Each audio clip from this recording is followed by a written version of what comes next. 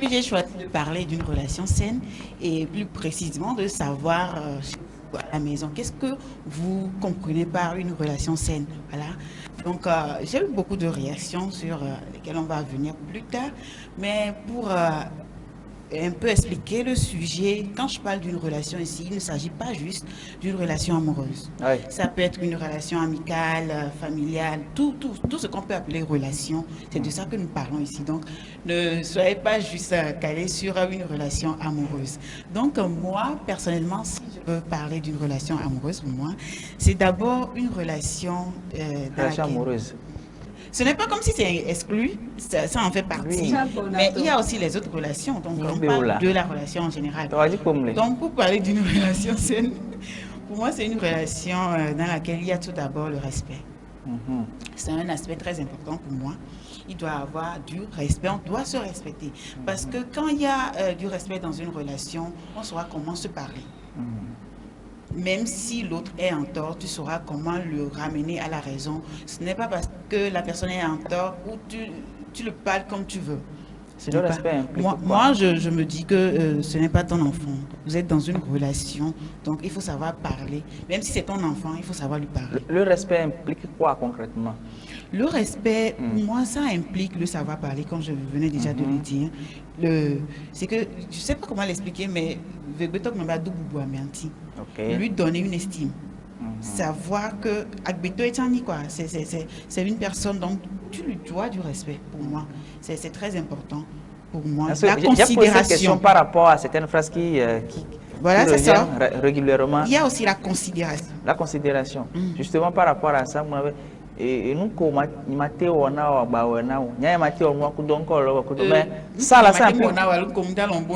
bon, c'est la même chose. C'est-à-dire. Bon, c'est deux choses différentes. Oui, c'est ce que ça dit. Tu ne me fais pas ce que je ne peux pas te faire, quoi. Jusque moi, je ne sais pas ce que tu ne peux pas me faire. C'est là le problème. Voilà, donc pour les gens, c'est manque de respect. Ce n'est pas toute chose qui est manque de respect.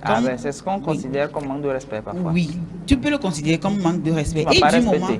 Et du moment où tu vois que l'autre personne qui est là n'apprécie pas ce que tu es en train de faire, ne le répète plus. Ça s'arrête là. Je viens de dire que je ne peux pas tout le temps savoir ce que toi tu considères comme respect ou pas. Ça peut arriver à un moment où j'ai tort envers toi. Donc, du moment où je constate que ça ne t'a pas plu, peut-être la façon dont je t'ai parlé ou bien ce que je t'ai fait, ça ne t'a pas plu, bon, ça veut dire que ça, tu ne l'aimes pas. Donc, je ne dois plus te le faire un autre jour. Voilà. Mais il y a aussi l'adage qui dit que ce que tu n'aimerais pas qu'on te fasse, ne le fais pas à quelqu'un d'autre. C'est ce que je viens de dire là. C'est pour ça que je disais que c'est deux choses différentes. Donc voilà un peu. On ne peut pas connaître l'autre dans sa totalité. Donc du moment où il y a quelqu'un devant toi qui te dit ce que tu m'as fait là, ça ne m'a pas plu, ne me le refais pas. Il faut savoir que c'est parce que la personne ne l'aime pas. Donc il ne faut plus le refaire. C'est pour ça qu'on parle d'apprendre à connaître une personne. Donc voilà pour moi le premier aspect qui est le respect. Et aussi pour moi, pour qu'une relation soit saine, je parle aussi de la communication. Et ça revient toujours. Ça revient toujours. Communication. La communication, oui. Parce qu'on dit toujours que la communication est la base de toute chose. Il faut parler quoi? Il faut parler.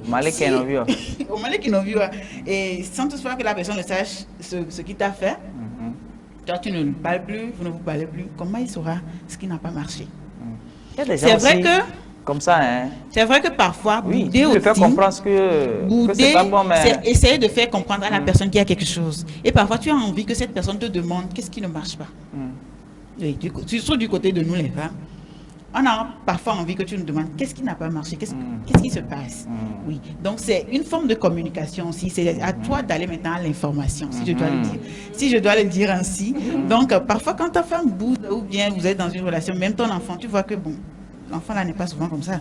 Qu'est-ce qui t'arrive? C'est ça qui peut amener la personne à s'exprimer et à te dire ce qui ne va pas. Donc la communication est très importante pour moi.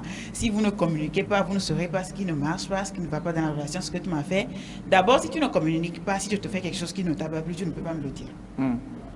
J'avais posé une question lundi, je vous pose la même question, mais en termes de communication, mais lorsqu'il y a écart de langage, est-ce que la communication peut passer?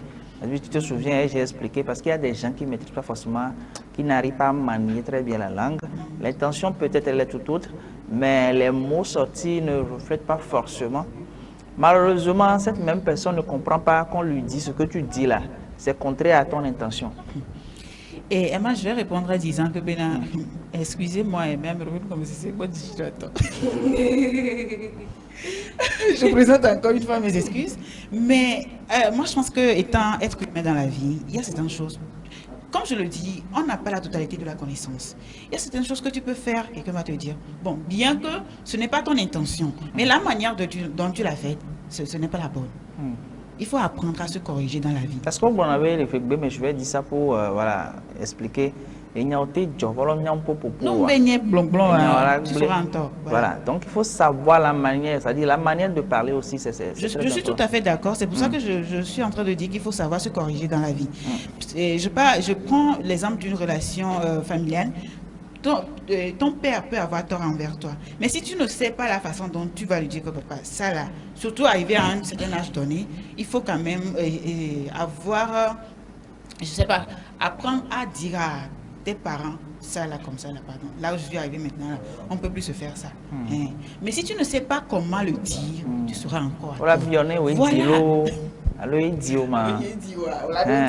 Donc il faut savoir parler dans la vie. Et il faut toujours apprendre à se corriger dans la vie. Donc, il ne faut pas se dire que moi, je suis tout à fait correcte. Il y en a aussi qui pensent que tout ce qu'ils font là, c'est bon. D'accord. Le temps passe. Deux éléments clés que j'ai retenus. Il y a la communication et puis le respect. Exactement. Oui. Je vais ajouter un troisième élément qui est la confiance. La confiance. Oui. Tous ces éléments sont liés. Tous ces éléments sont liés pour moi. D'abord, si tu n'as pas confiance en moi, il y a certaines choses que tu ne peux pas me dire. Mais tant qu'on parle d'une relation, surtout, dans ce cas, je vais prendre surtout le cas d'une relation amoureuse, d'une relation entre enfants et parents, c'est très important que vous fassiez confiance. Parce que si tu n'as pas confiance en tes parents, tu ne peux pas aller leur dire certaines choses. Si tu n'as pas confiance en ta partenaire, ton partenaire, tu ne peux pas aller lui dire certaines choses. Donc, il faut aussi qu'il y ait de la confiance parmi ces choses-là. Donc, comme je le disais, il y a beaucoup d'éléments, mais je vais m'arrêter sur ces trois éléments. Confiance, respect puis communication. Edwige, normalement, c'est ton thème. C'est ton domaine. Mais elle a tout fait aujourd'hui. Elle a assuré. C'est 10 sur 10. Je te dis, 10 sur 10, elle a assuré. Maintenant, le petit complément, c'est quoi? Relation saine. Bon, sur le plan psychologique. Sur le plan psychologique, moi, je dirais qu'une relation saine, c'est une relation où ta santé mentale ne sera pas en jeu. Une relation où ce que tu dois faire, ou ce que tu vas faire ne doit pas te poser problème. Je donne un petit exemple. Voilà, je dois sortir. Et je sors. Peut-être j'ai dit à mon monsieur, je rentrerai à 19h. Mais voilà, peut-être qu'il n'est pas 22h même, il est 19h30, 20h. Et l'endroit où je suis, je n'ai pas encore quitté là-bas. Pourquoi? Ou parce que peut-être il y a prolongation ou il ne manque pas. Comment il doit y avoir prolongation? Peut-être il ne manque pas. Ce n'est pas encore fini. Là, ou que c'est très important que toi en tant que personne, toi qui suis là-bas, tu dois attendre jusqu'à la fin. Et tu te retrouves, tu stresses. Problème là, tu es philo. Avec le téléphone rassis. Et déjà même, c'est que jusqu'à 20h, 20h15, comme ça, on commence pas à t'appeler. Tu ne peux même pas décrocher. Oui, c'est mauvais parce que toi-même qui se retrouve en ce lieu.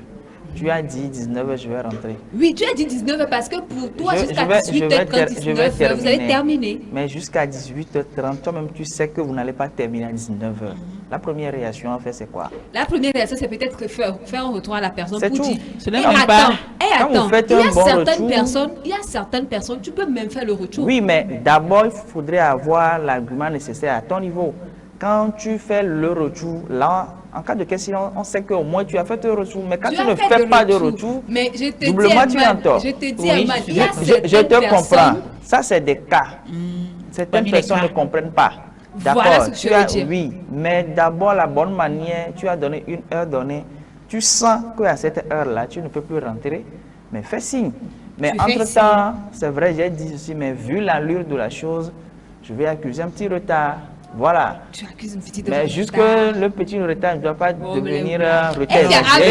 Après ça, arrive un moment où il y a un petit dispute entre vous parlez et tout. Il y a un petit dispute où j'ai un problème dès les milieux là réglé, où c'est que c'est assez banal ce qui se passe. Et que le partenaire ou la partenaire doit comprendre que ça là, devrait comprendre que ça là. Parce que dans le mot noir, c'est assez. Devrait, c'est mieux, on a compris. Tu peux continuer. Devrait comprendre que ça là, bon, est tranquille, on laisse tomber et tout. Mais il y a certaines personnes là. C'est que même les choses insignifiantes. Je vais poser une question. Je l'avais en tête lorsqu'elle faisait son développement, puisqu'elle m'a rejoint dans mon idée. Et c'est pourquoi j'ai enlevé le mot, le verbe joie là, pour mettre devrait, parce que c'est un conditionnel. Puisqu'elle a dit dans son développement qu'on ne peut pas connaître l'autre, ça dit bon, ce que j'aime, l'autre peut ne pas forcément aimer. Vous avez développé un thème ici entre extraverti et puis quoi? Intraverti. Les deux ensemble. Un extraverti, un introverti ensemble. Oui, ensemble.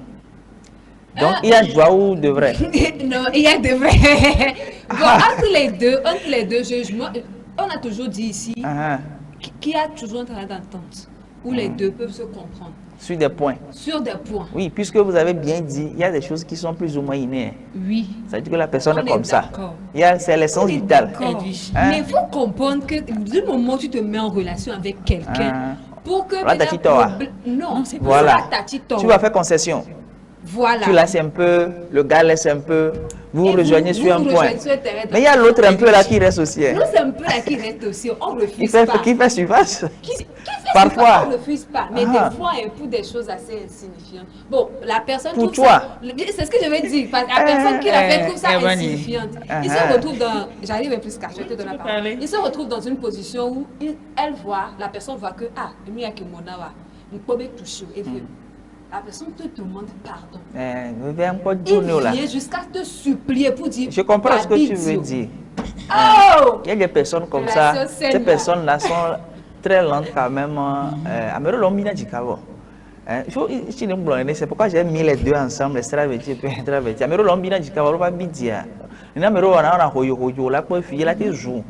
Mais tout de suite, c'est lui qui vient et puis commence par sourire. Bon... Or, bon, cette manière aussi de faire parfois, quand tu es en colère, il y a des gens comme ça, elle a dit là pour finir pour lui, c'est fini, on reprend. Mais à comme il y a des mots qui sortent, en réalité qui blessent l'autre aussi. Bon, le gars finit de vider son cœur, il revient. Il dit, on reprend. Sans savoir que l'autre voit la situation. Merci. Et ça crée encore c'est pour ça qu'on dit que chaque pied a sa pointure. Au matin, on a 10 avec les 11. Mais possible. Dans une relation, ne commence pas aujourd'hui et puis aboutit au mariage ou bien. Bon, là, je parle plus précisément d'une relation amoureuse. Une relation ne commence pas aujourd'hui et puis aboutit à un mariage demain. Vous êtes ensemble d'abord, vous apprenez à vous connaître. Si vous voyez que vous deux là, ça ne marche pas, ça ne marche pas. L'exemple que tu viens de donner, il y en a qui ne supportent pas après aussi. C'est vrai que quand toi tu t'énerves, tu vides ton sac. Et malheureusement pour ces genres de personnes-là, quand ils s'énervent comme ça, les mots qui sortent. Et il y a certains mots, quand ça sort, c'est que c'est sorti. C'est que c'est fini au fait. Pour des gens comme nous, comme ça là, c'est que c'est sorti. Et c'est resté même 10 ans, c'est resté dans la tête, ça se rejoue au fait. Tu crois que moi, on peut... Non, le gars, c'est qui est marrant dans ça. Le gars, tu te retrouves en face de la personne, tu vois la personne, et puis la scène se rejoue dans la tête. Pire encore, quand tu essaies de dire que ce que tu viens de me dire, ça ne m'a pas plu.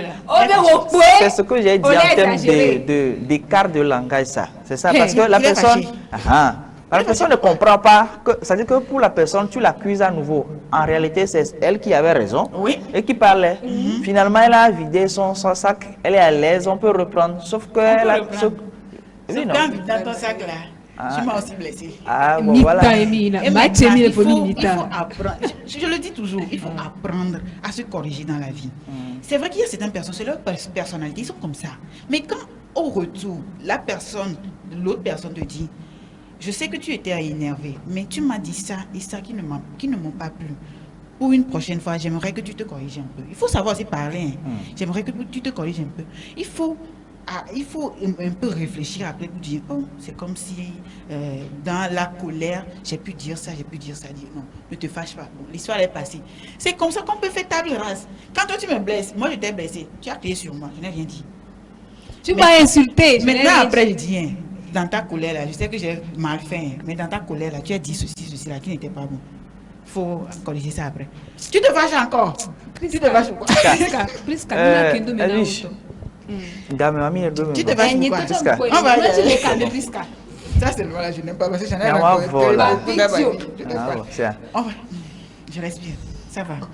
On va y aller avec les commentaires, comme je l'avais dit, on en a toujours chaque vendredi. Donc, si la régie est prête, on y va avec le premier commentaire, voilà. Voilà le premier commentaire qui dit, je pense que non, c'est pas plutôt ça. David, le premier commentaire dit plutôt, une relation saine est une relation dans laquelle les deux personnes se sentent respectées, écoutées et libres d'être elles-mêmes. Elle ne signifie pas l'absence de conflit. Daniel, c'est pas ça, donc on peut enlever ça et revenir sur ça après. Voilà, je vais lire ici. Ça dit, une relation saine est une relation dans laquelle les deux personnes se sentent respectées, écoutées et libres d'être elles-mêmes. Elle ne signifie pas l'absence de conflit, mais la capacité à les gérer avec dialogue et considération mutuelle. Voilà, ça ne signifie pas l'absence de conflit, mais ça signifie la capacité à les gérer avec dialogue et considération mutuelle. On va continuer avec une autre intervention aussi qui dit « Une relation saine est une relation équilibrée où chacun se sent respecté, en sécurité et libre d'être soi. Elle repose sur la confiance, la communication ouverte et le soutien mutuel, sans manipulation ni contrôle. Chacun a la paix du cœur et on s'épanouit ensemble. Nul ne se sent utilisé. » Voilà. Ceux qui sont dans des relations où après, quand toi-même tu as mal fait, tu viens encore pour manipuler l'autre et lui dire que c'est lui qui a mal fait là. On n'est pas dans ça là. On continue avec une autre intervention aujourd'hui. Je vais vous lire les interventions ici. Donc, bon, on va le faire comme ça aujourd'hui. Pour la prochaine fois, on va corriger. Donc, une autre intervention dit, une relation saine, selon moi, est une relation qui est basée sur l'acceptation, l'honnêteté et le respect. Je crois que ce mot revient toujours, le respect. Sans le respect, là, je pense que ça ne va pas marcher. On continue avec un commentaire qui dit « Relation saine pour moi égale à une relation dans laquelle il y a mutuellement 1. Le respect, 2. La confiance, 3. La communication ou la vérité, 4. Le pardon et l'acceptation et 5. L'épanouissement. » Voilà un peu ce que nous dit... Et ce commentaire, il doit avoir le respect, la confiance, la communication, le pardon et l'acceptation et puis l'épanouissement. Ces 5 choses doivent être ensemble pour qu'il y ait une relation saine. Nous allons maintenant continuer avec une autre intervention aussi et ça dit « Une relation saine, c'est une relation dans laquelle les deux personnes se sentent respectées, en sécurité et libre d'être elles-mêmes. » Voilà, une relation, c'est une relation saine, c'est une relation dans laquelle les deux personnes se sentent respectées, en sécurité et libres d'être elles-mêmes.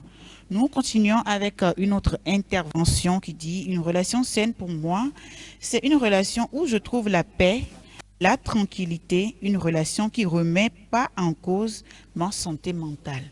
Voilà, Evie, je venais de parler de la santé mentale. Donc, pour avoir une relation saine, au moins votre santé mentale doit être au rendez-vous. Nous allons continuer avec une autre intervention qui dit, pour moi, une relation amoureuse, amicale ou parentale saine, c'est une relation dans laquelle il y a le respect. Ça parle encore du respect. En deuxième position, on écoute, on ne juge pas et on conseille l'autre. Voilà, tu peux conseiller, mais on ne juge pas.